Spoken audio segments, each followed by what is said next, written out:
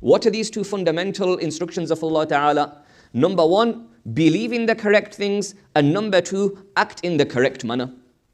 Only two requirements are present once it comes to the deen of Islam. And these have been reiterated within the glorious Quran again and again. We always hear the Ai-Imma reciting within their prayers, إِنَّ الَّذِينَ آمَنُوا وَعَمِلُوا الصَّالِحَاتِ إِنَّ الَّذِينَ آمَنُوا وَعَمِلُوا الصَّالِحَاتِ. This theme is reoccurring within the glorious Quran. And what is the message? Allah Ta'ala mentions, believe in the correct things and act in the correct manner. Now, once it comes to these two instructions, we have a thief who is ever ready in order to try to, number one, ensure we don't believe in the correct things and we don't act in the correct manner. And thereafter, number two, if we do believe in the correct things or act in the correct manner, we don't remain consistent upon them. Number one, his effort is that people don't believe. And if he fails in that, people start to believe. He will not allow them to remain upon belief. And once it comes to actions, he will not allow us to engage in actions. But once we do so and he fails in this initial attacker phase, then he will never allow us to remain consistent upon those actions. Now the sad situation in this day and age is that once it comes to this thief who we know to be shaitan, and he's not a normal thief, Allah Ta'ala mentions in the glorious Quran, إِنَّهُ لَكُمْ عَدُوٌّ. He's an enemy.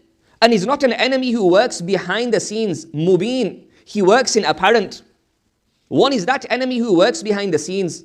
It's possible that we fall prey to his ploys. But on the other hand, if we've got an enemy who works in the apparent, then we try our utmost in order to stay away and safeguard ourselves from his attacks.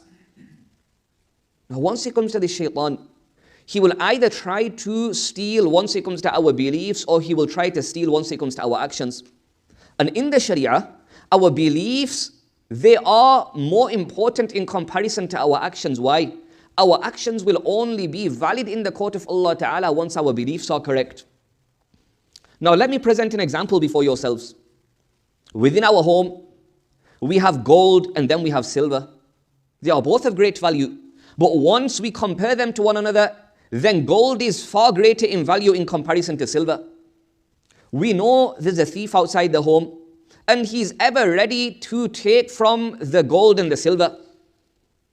We are within the home. The thief tries to enter in order to steal the silver. We push him back out.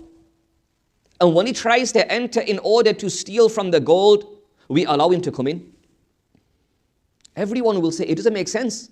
If you are going to stop the thief regarding one of the two, then stop him regarding the more valuable gold and not the less valuable silver.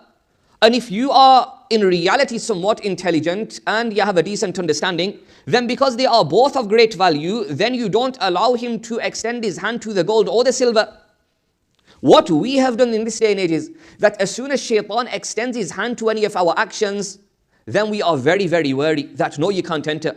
And as soon as he extends his hands to our beliefs, which are more important in comparison to our actions when the two are compared to one another, then we are waiting with open arms that you may continue to do what you want to do.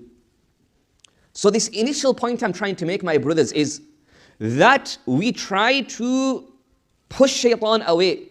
Once it comes to his attacks regarding our actions, very good. We must continue to do so. And not only continue to do so in the manner we currently are, we are to enhance our defense once it comes to the attacks of shaitan regarding our actions. But this lacking we have, this deficiency we have regarding the attacks of shaitan once it comes to our beliefs, we now need to up our game. Why? Because we live in very, very testing times. People are not only leaving prayer, people are also leaving the faith. This is a point I mentioned, and that many a times people say, oh, no, you're going overboard. But this is a reality which I deal with on a weekly basis. There's a scholar, maybe the greatest Shaykh al-Hadith in the entire UK.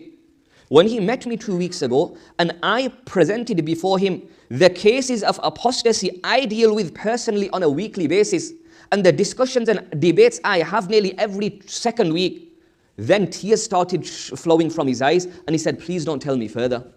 What can we do? How can we bring about a change? What can we do within our institutes? Now, why has it come to this? I've told you the fundamental reason. Because we've let our guard very, very low once it comes to our beliefs,